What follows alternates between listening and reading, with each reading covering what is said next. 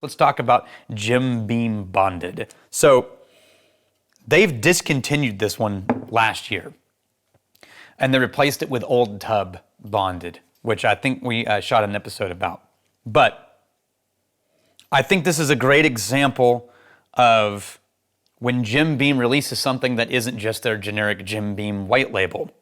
So it's their classic mash bill as all the normal Jim Beam things. That Bonded is named after the 1897 Bottled in Bond Act, which for the real nerds in the room, you know. And for those who don't know, what it was is in the late 1800s, they passed a government act to sort of clean up the whiskey industry and to separate people making real whiskey from the rectifiers and the people making dangerous and sketchy things or using vodka and adding flavoring to create something they called whiskey. And it was this product where if it was bottled in bond, it had to be made at a single distillery, the product of a single distillery, a single season, single master distiller, bottled at 100 proof, a minimum 4 years old or 4 years old.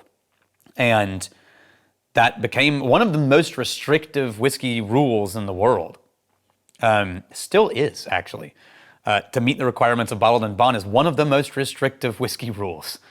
Now, we don't really have that problem because TTB regulates people doing illegal and shady things with their products. And so now it's sort of a callback to a historical era of whiskey, which I think is cool. And it definitely tells you what is and isn't in this bottle, right? It can't have anything other than what meets the 1897 Bottled in Bond Act. So, as far as Jim Beam goes, a little more oak than normal.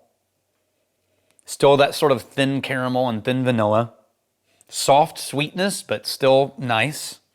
A little thin, for lack of a better description.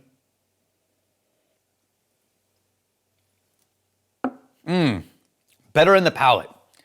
Honey, caramel, soft oak tannins. I think because of the proof, it really glides over the palate. Not that complex, but very pleasant. And it does have that classic Jim Beam thing going on, which I don't always like, but I like it in this presentation.